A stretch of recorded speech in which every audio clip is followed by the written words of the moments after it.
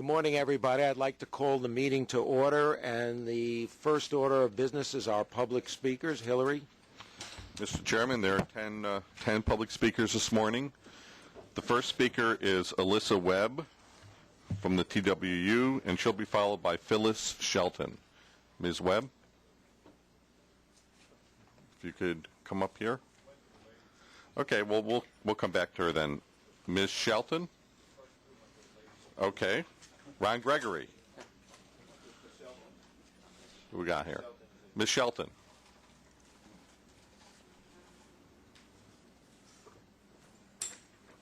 Good morning. My name is Phyllis Shelton. I'm a New York City Transit Authority station agent. My union is TWU 100.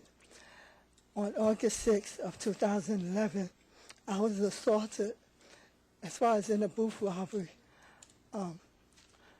My relief, she came to relieve me, and the gentleman, he was a young guy, he pushed her in on me, and he grabbed the money. What I would like is, I would like for MTA Board to have more police presence in the train stations for the clerks and for the co-workers, and also maybe if y'all can have a public campaign as far as for the public, as far as how to treat us, the station agents and the bus drivers.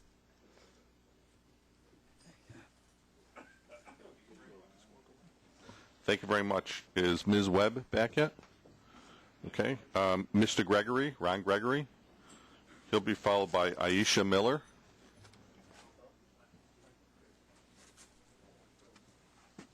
Good morning, ladies and gentlemen. My name is Ron Gregory. I am also with New York City Transit in Local 100.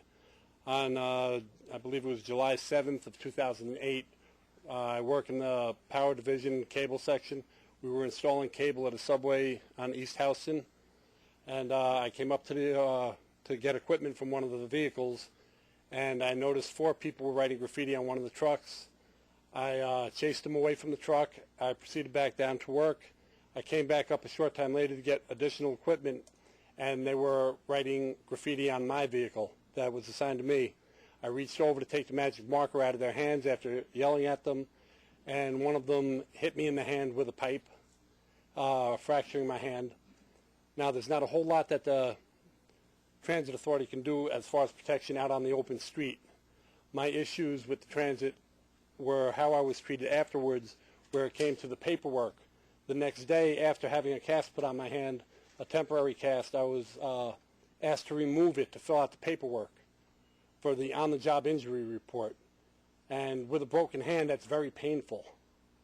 And the next day, I was again asked to remove the cast to fill out a police report because the transit police didn't bother to fill out a police report. So I had to go down to Transit District 4, remove the cast, and fill out 3 copies of the paperwork again there.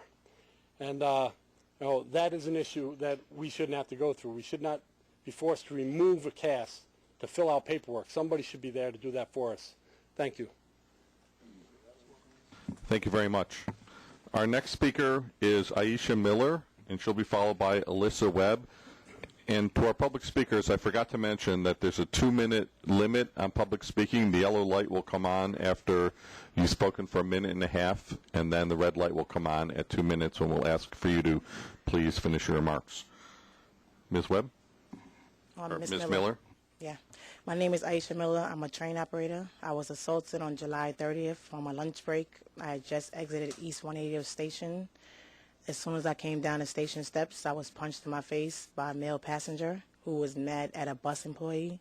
As a result, I haven't been paid since that day. Transit is stating it's my fault because I was on my lunch break. I wasn't on transit property, which I still was at the subway station. The guy was never punished. He received 3 days community service, a violation. He wasn't charged for the felony because when you're on your lunch break, you're a regular pedestrian. So we're the only civil service job where we're not treated as cops, where we're on our lunch break they still received a felony. I've suffered teeth injuries. My teeth is loose. My jaw moves by itself. My jaw is still inflamed. I'm unable to chew. My neck is messed up. And I'm asking that the board works with the union to protect us better while we're working on our jobs. Thank you. Thank you very much. The next speaker will be Alyssa Webb, followed by Christopher Jenkins.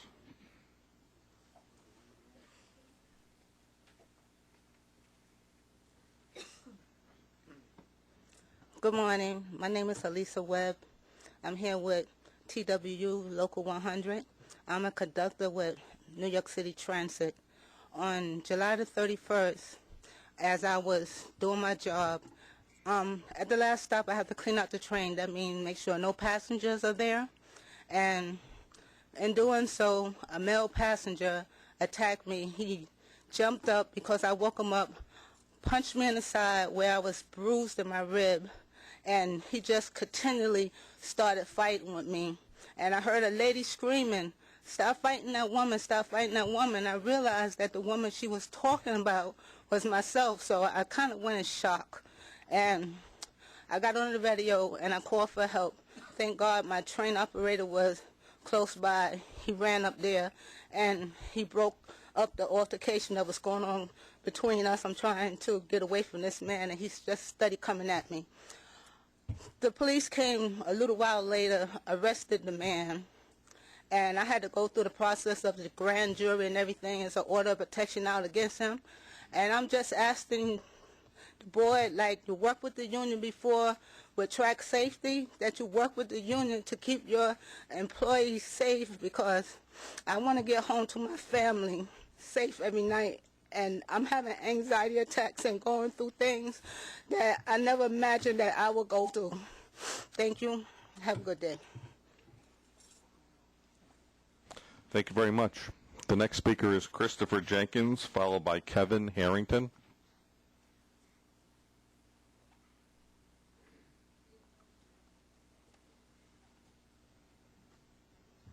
How you doing? My name is Christopher Jenkins. I'm a bus operator out of West Farms Depot. I was assaulted on 9/26/2011. I was doing my last trip on a BX-15. A woman got on the bus and she was drunk. She assaulted me with her purse, and then she proceeded to hit on me, scratching me, rip my stuff off my neck, my chain, rosary beads. In the process of it all, I wasn't able to do too much because I had to secure the bus, get myself out of my seatbelt, move the steering wheel, because I was trapped. That feeling of just operating a vehicle and have to worry about somebody attacking you, I had to put public safety first before myself. That's not a feeling that nobody should have to go through. Come to find out, this woman is schizophrenic. She didn't take her medication for the full week. And she drank 2 pints of liquor. That's what the police report says. These are people that we deal with every day out here in the general public. It's sorry and it's sad that we have to deal with this, but this is what's going on. I like to interact. I don't even care about the petition, but we need it. Have a blessed day.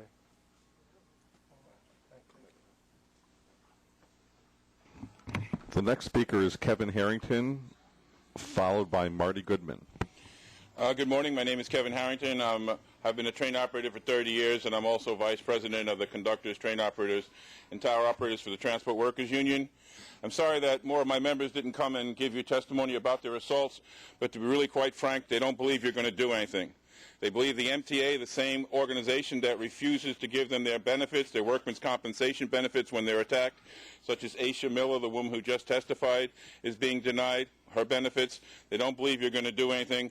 They don't believe that the DAs are going to do anything but drop charges and find loopholes in the assault bill to stop the perpetrators from being punished. They are out there, they're taking the brunt of your policies, which are cutbacks and service denials to the people of New York City. The people get frustrated, some of them are on the edge, and they assault our members. Our members have an increased number of assaults because of your policy. The bodies of my members bear testimony to the hate the riding public has for the MTA.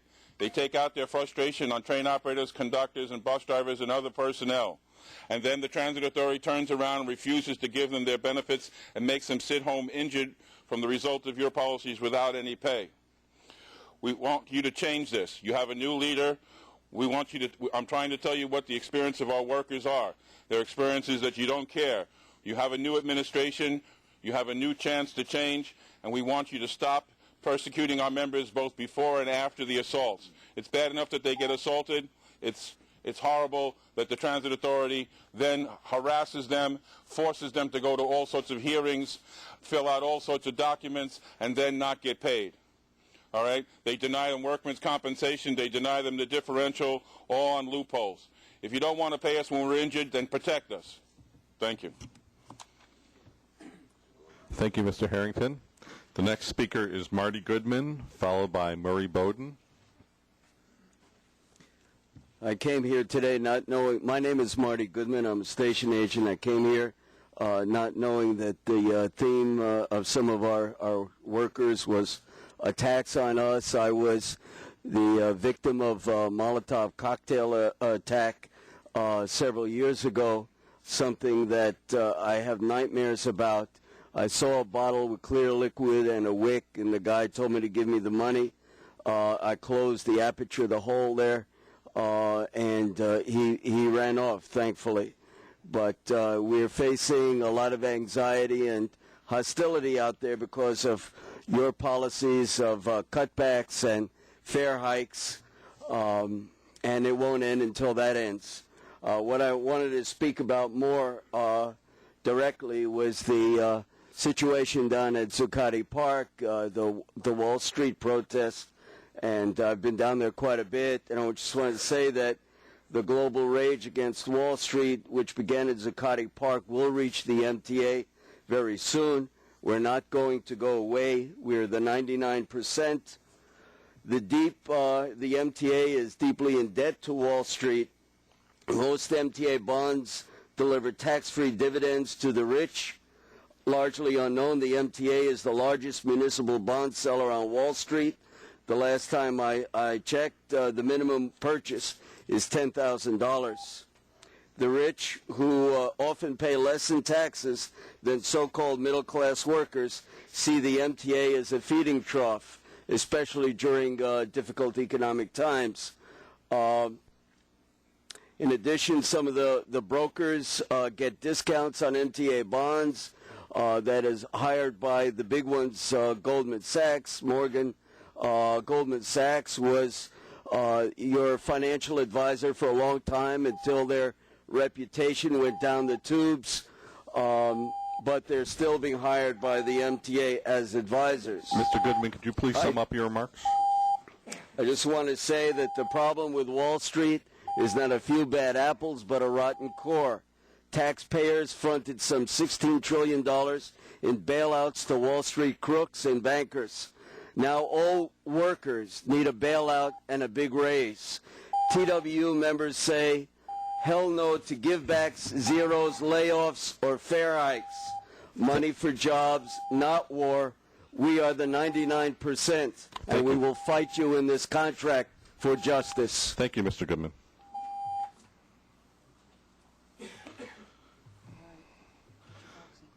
The next speaker is Murray Bowden, followed by Christine Williams. Excuse me, sir. Could you step back so my grandchildren can see me and not you on the TV? This is about responsibility. Responsibility starts right here at the board. I don't see anybody with an electronic except one device in front of you. You all should have computers or something like it. I walk around with an iPad now. My granddaughter walks around with it in her hand. And if you have it, then you all are required to have a computer in front of you instead of that paper book. I pulled this off the internet last night. Why are you printing paper books? Howard and I'm using the friendly term of Howard. We all know he's president of Metro North. This is to change the attitude of this board. Howard, I had a problem with Howard for a number of years. Howard did a magnificent job on the repairing the line to Port Jervis. Howard, thank you. He did it in a different way. He changed the rules and he made it happen. Now, if he can do that, why can't we do the rest of it? And it starts with this board. This board will not come in here with a computer in front of you. And if you don't, why should they? So the responsibility is yours. And I know most of you are computer illiterate. And if you're not, that's okay. No, I'm not finished. And I will not stop. Because this is not a place where we vent. This is a place where there is no interaction.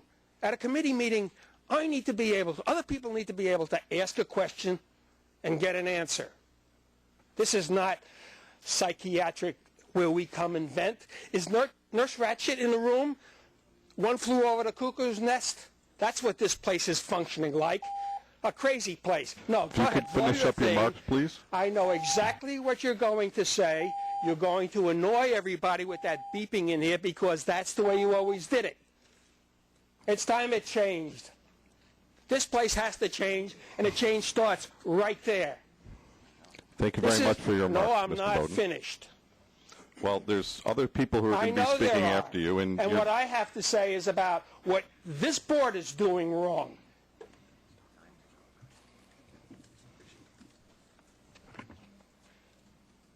I was going to speak about this. On the internet and paid wrong. thank you. I know it's thank you. You're going to carry me out again? I've been carried out of here before.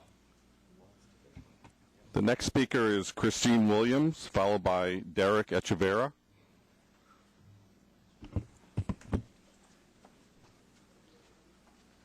Good morning, everybody. Good morning. I just want to say the earlier stories about the workers getting assaulted is actually heartbreaking. Almost brought tears to my eyes.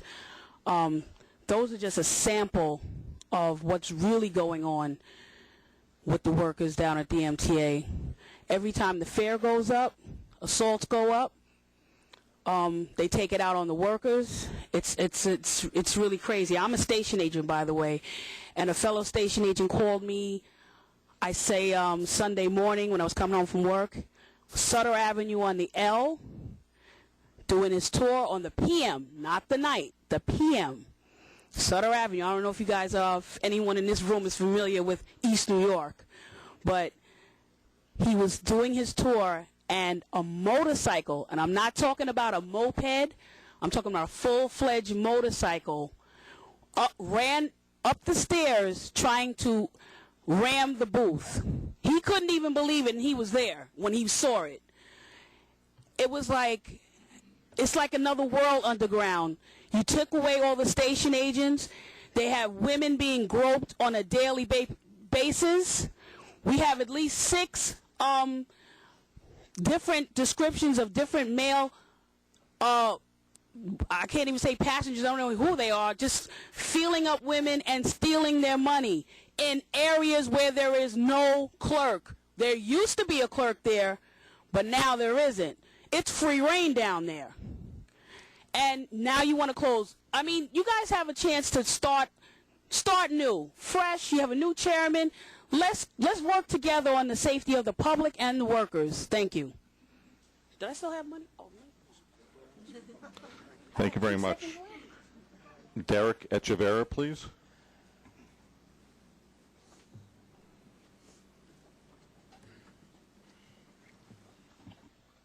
Good morning. Derek Echeverria, Chairman of Division Stations, still with 140 members laid off. I want to apologize for not being here last month. I missed the Love Fest, the goodbye to Mr. Walder, the hero send-off. A hero, where I come from, is someone that tries to increase service, that is not rewarded for laying people off with a bigger payday than he had here.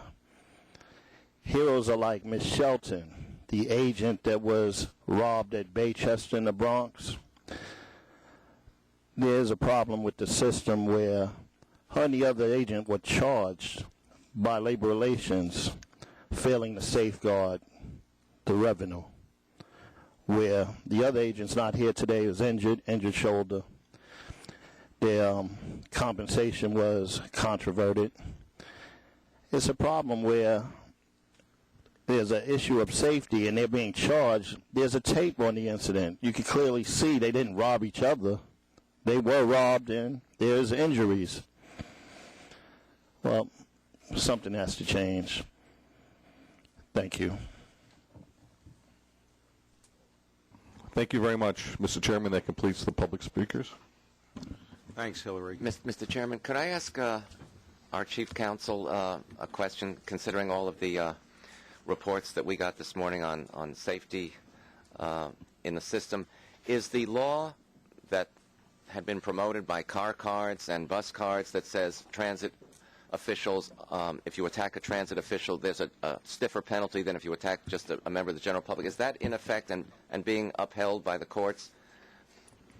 I believe there was legislation passed that increased penalties for attacks on workers. I think there's, I'd have to make sure to see if there's additional legislation that we're proposing, but I know in the past we have succeeded in having such legislation passed.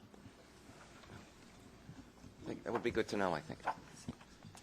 Mr. Chairman, yeah, just following up with Andrew's question, at the bus committee the other day, I raised the issue where a bus driver in Staten Island was assaulted at the ferry terminal by a passenger getting off. And I raised the question as to whether or not we're following up in keeping statistics on what the district attorneys are doing to prosecute.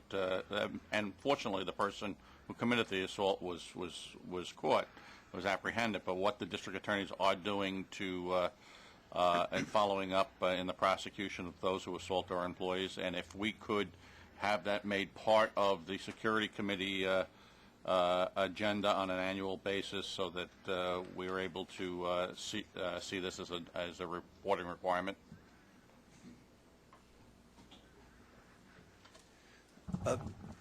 Just briefly, I think that it's important that the board does recognize those stories that were said today, and I know for a fact that everybody in this room can sympathize with some of the employees that vented this stuff. And the commuter railroads experience similar things in the system. The customers are frustrated, rightfully so. We've had to make difficult decisions, and the frontline troops are the ones that are feeling it. So I think it definitely is time that we recognize that we need to do some things to support them out there, because there really isn't a fine line between assault and harassment. And we've heard about assault cases.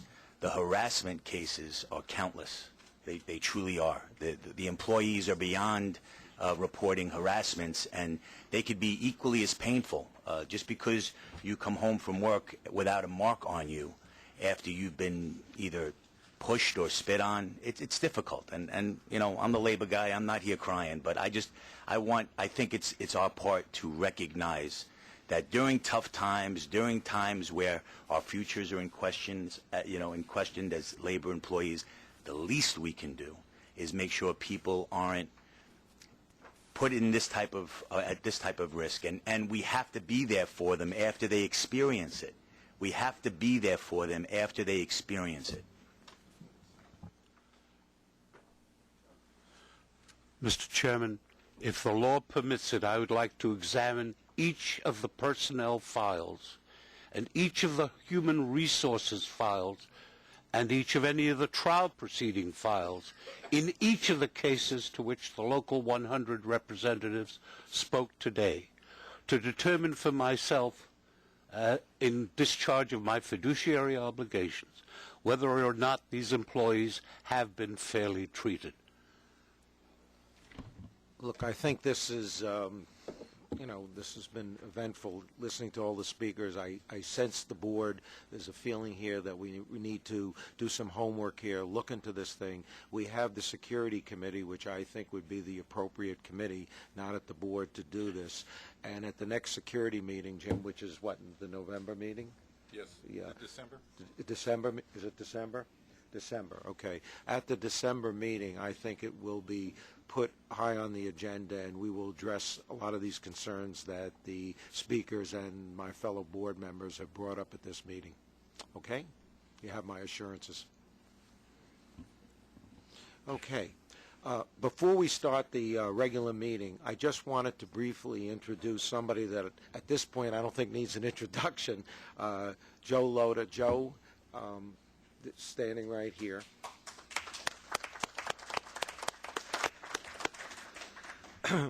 As everybody knows, Governor Cuomo will be nominating Joe to become the new chairman and CEO of the MTA. I will be serving as your acting chairman and CEO pending the Senate confirmation of his appointment.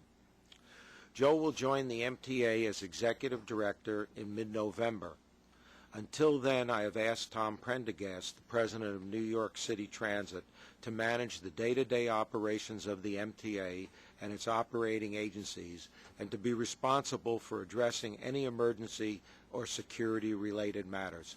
And I want to thank, on behalf of the board, I want to thank Tom for stepping up and helping us at this time, in this transition time.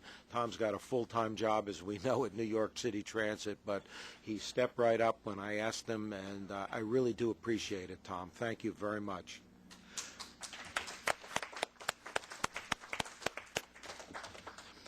Tom will keep me as acting chair and CEO appraised of any significant developments, and I will, of course, strive to keep you, the board, informed of matters of importance affecting the MTA and agencies during this interim period. We have a lot to do. We are in a transition period, and during this period, I believe that our mandate is to continue the good work that this agency has done to improve the efficiency of the services we provide. We all know how tight our finances and money is, and we will continue to be, and we can't let our focus slip for even a minute.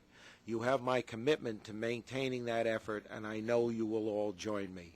This is a period in a transition time. We have to be very careful that we have a mandate here.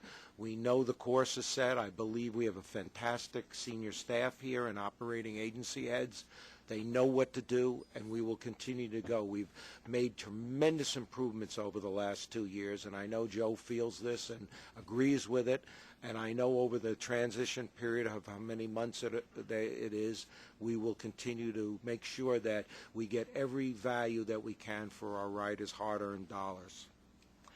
That Joe is here with us today as an observer just goes to show how eager he is to get started. Joe has previously served on this board, and he understands the challenges facing the MTA. Joe, I know I speak for the board when I say we look forward to working with you to serve our millions of customers. Thank you, Joe. Thanks for coming. It is also my pleasure now to call Donald Cecil up front for a special presentation. Don, come on up.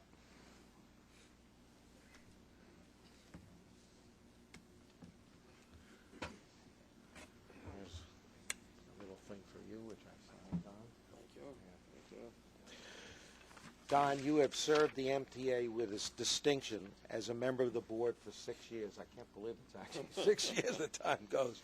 As the representative from Westchester County, you have been a strong advocate for Metro North riders across the region and provided valuable insights and ideas that have helped the agency improve its services to customers. And you have helped the MTA improve its operations through your work on the governance and audit committees. On behalf of the board, therefore, I want to present you with a copy of our resolution extending our appreciation and gratitude and declaring you an honorary lifetime member.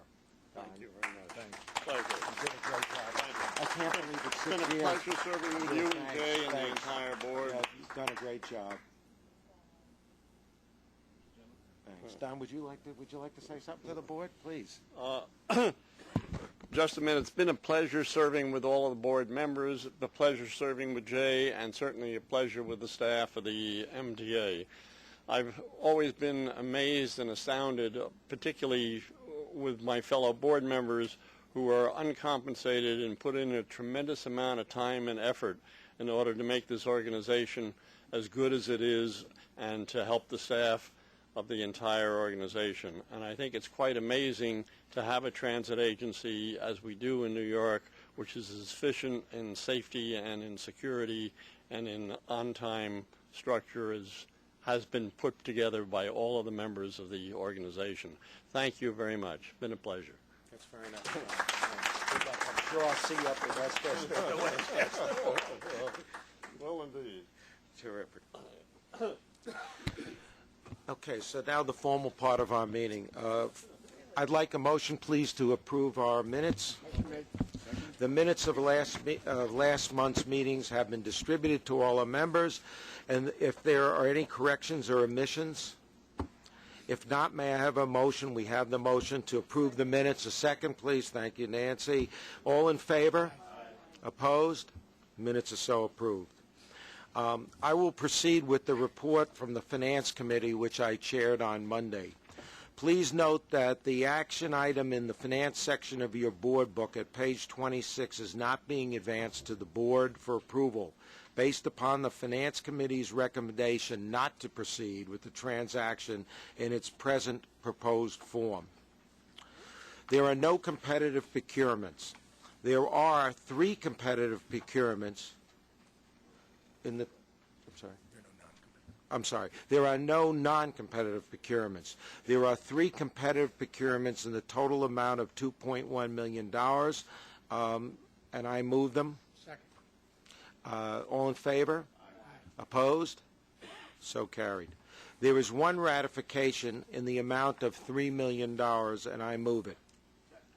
All in favor? Aye. Opposed? Carried. Vote on ratification. There are 6 real estate action items this month which are described in the board materials, and I move them. Second. All in favor? Aye. Opposed? So carried. John, would you please give us the Transit Committee report? Thank you, Mr. Chairman. On behalf of the Transit Committee, I present the following for the board's approval. There are 4 procurements totaling $114.2 million. There is 1 non-competitive procurement in the amount of $4 million. The committee recommends this procurement, and I move it. Second. Second, please. Second is made. All in favor? Mr. Chairman, may I be recorded as abstaining on the cubic item, please? So noted. All in favor, please? Opposed? So moved. There are 2 competitive procurements in the amount of $109.8 million.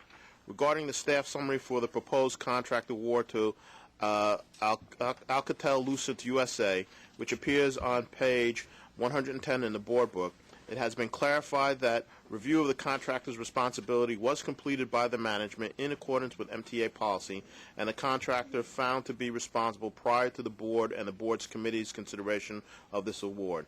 The committee recommends these procurements, and I move them. Second, please. Second. All in favor? Aye. Opposed? So carried. There is 1 ratification in the amount of $400,000. The committee recommends this ratification, and I move it. Second.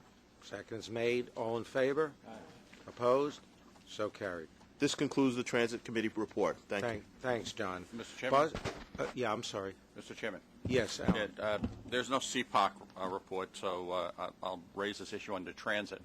I saw in this morning's newspaper that the mayor is proposing the extension of the number 7 line to the state of New Jersey as part of expanding service in the region. And I love the mayor's vision and desire to increase the region's economic development potential, as well as making things more comfortable for commuters. However, I would hope that vision would also include the 500,000 people of Staten Island who have been trying to be connected to the regional transportation system. And I say that to this board because we have plans that are sitting in our planning department to go across the Port Authority Bridge at the Bayonne Bridge as it's being discussed for redevelopment, and I would hope that city and state officials, as well as transportation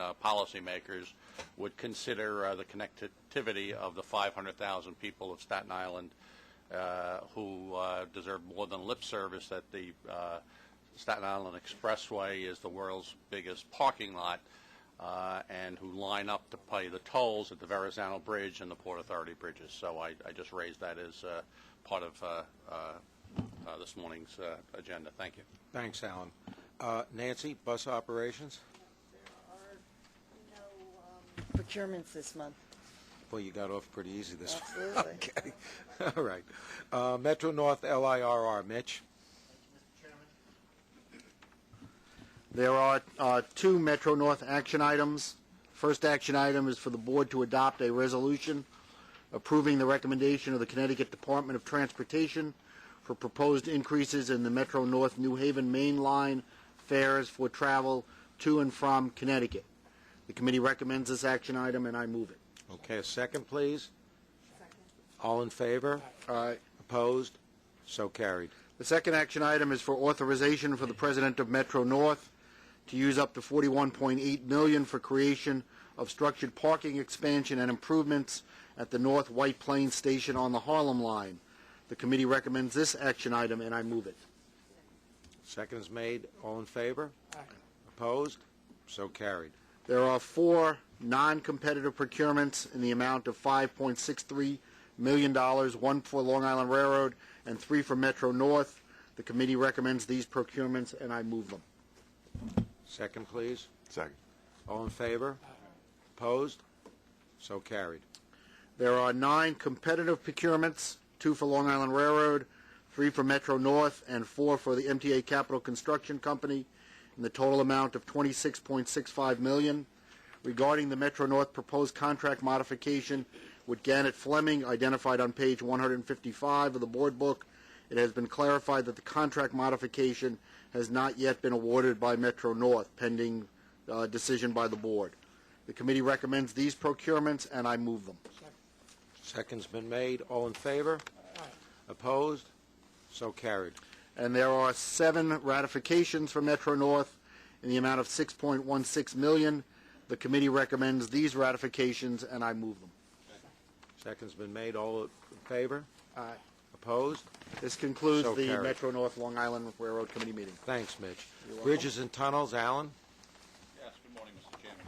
Bridges and Tunnels Committee met this month and recommends the following. There is 1 non-competitive procurement in the amount of $2 million. Bridges and Tunnels Committee recommended this procurement, and I move it. Second's been made. All in favor? Aye. Opposed? So carried. There's also 1 competitive procurement in the amount of $242,000. The committee recommended this procurement, and I move it. Second. Okay. All in favor? Aye. Opposed? So carried. And additionally, there is 1 ratification in the amount of $543,875. Bridges and Tunnels Committee recommends this ratification, and I move it. Second, please. Second. All in favor? Aye. Opposed? So carried. That concludes the report of Bridges and Tunnels. Alan, Thank you, Mr. thank Chairman. you. And now a motion, please, to adjourn our meeting. Second? All in favor? Meeting is adjourned. Thanks, everybody. We'll see you in November. Good morning, everybody.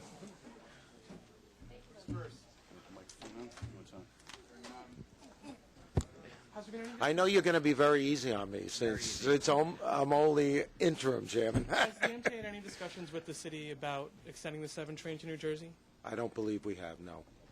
And does the MTA have any opinion on the matter? Would that be something you'd look into? No, I think that's something for the future and for the new chair to look into when he's here. This is probably for Tom. There's an uptick in the assaults on bus drivers, and some of the union folks spoke about it today.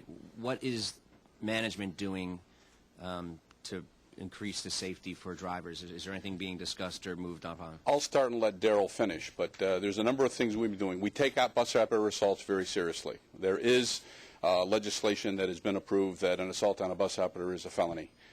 You'll see those notices. We have been working with the TW with respect to pursuing a bus operator partition. And I think Daryl can give you more information on that. The New York City Police are responsible for the security and the policing of all of our bus operations. It's the Transit Bureau for the subways. and we have a close relationship with them. We monitor statistics, share them with them, and based upon analysis of those statistics, the police department deploys strategies to basically enforce and increase the level of enforcement. I think what you heard today from a number of our members, our assaults are we're just as concerned about them as they are, in the sense that they're our frontline employees and they often do bear the brunt of frustrations of many of our customers. Dale, do you want to add on the bus operator partition? Okay, Pete, so we've seen an uptick of about 20% in bus operator assaults this year.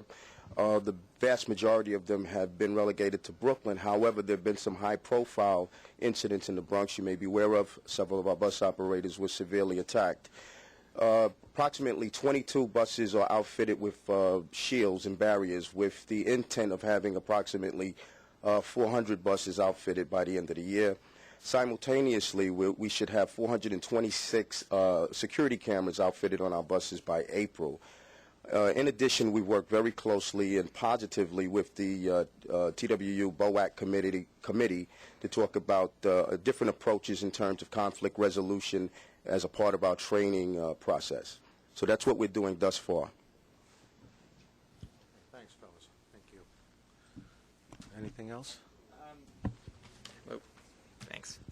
Tom, another question for you. The proposal for extending the 7-lane New Jersey, I mean, what's just the feasibility of that from a transit operations standpoint? I think the chairman responded. We have to wait and see what the results of the study are. We've seen an article in the paper today. The city has committed money to do a study to see what the feasibility is. It would be premature for us to comment in any way, shape, or form before we've seen the results of that study. So, as the chairman says, it's an issue we're going to deal with in the future.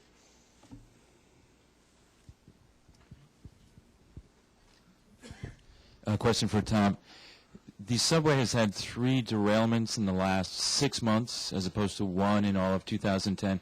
Is that just a random cluster of events, or is it a sign that strains on the operating budget and cuts are causing a strain to the system? We do not think it's in any way related to budget issues or financial issues. We treat every derailment very seriously. I mean, I was here at a point in time 20 years ago where we had 27 derailments a year. We got that down to 0 in some years, and in this case we've had 3. And each and every one of those derailments is investigated as to what the primary cause and contributing factors are, and we treat each one seriously.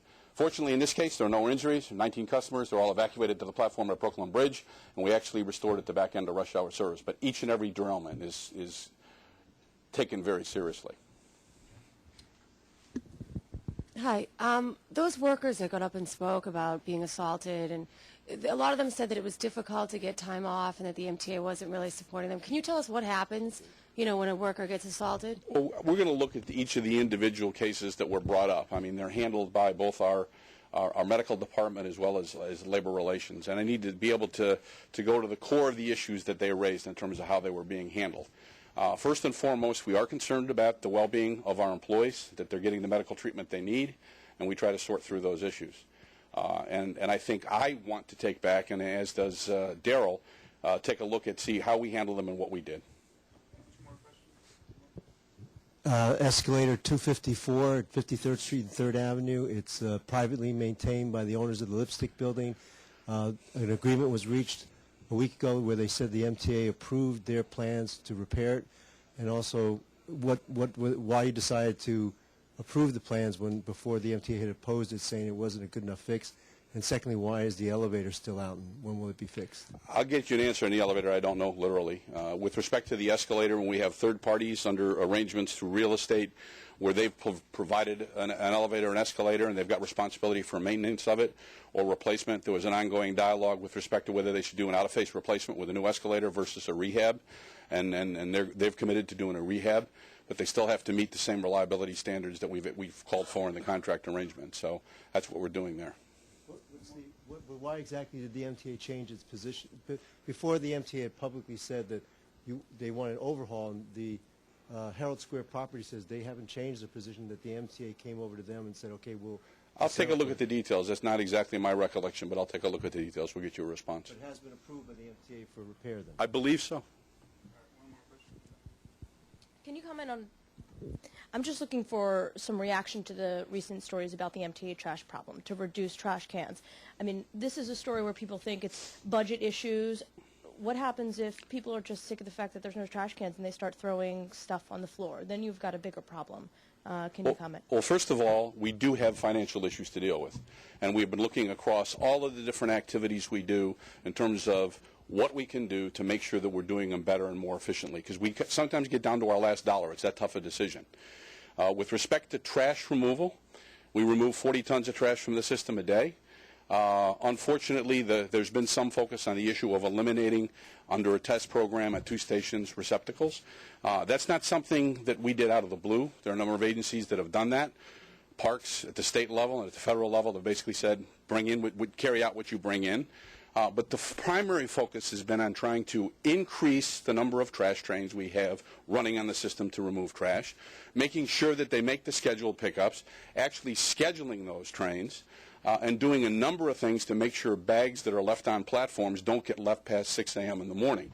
So the primary focus has been on trying to make sure that we actually make all those pickups. It's just in 2 locations, because one of the problems we do have is there's a finite amount of trash we can store in a station. Approximately half the stations have refuse rooms, the other half don't, and so we have to store them in large canisters on the platforms. And the old RRT sections of the system, there's a finite amount of space you can do that to. So we're looking at ways to reduce the amount of trash that we have to remove from the system. That's the idea. So basically you're saying to people, don't throw your trash away in the subway stations. What we're seeing, what we want to see is, if there's a way we can change behavior such that they carry out what they bring in, we'd like them to do that. That would help. But we're not going to rely on that. That's not the primary focus. The primary focus is remove that which comes into the system. Thanks. A question for the Long Island Railroad. We have 1 more minute. I was just wondering, is there an update on your discussions with the vendor for the signal system and about what's happening with that, whether any refund is possible, or whether any explanation from them as to why their system had problems? Well, we made a preliminary review and report with our committee on Monday. We identified, the open issues with regard to the signal and switch system. We're working with Ensaldo, the manufacturer of the microprocessor system, Sistra, and a peer review group from New York City Transit and Metro North. We'll be analyzing the questions that we've looked at already, the extent of the lightning protection, the isolation between the A and the B systems. And those questions are still being reviewed, investigated, and we'll be summarizing that in another report. So I can't really give you an update at this point other than to say we're making progress with the manufacturer.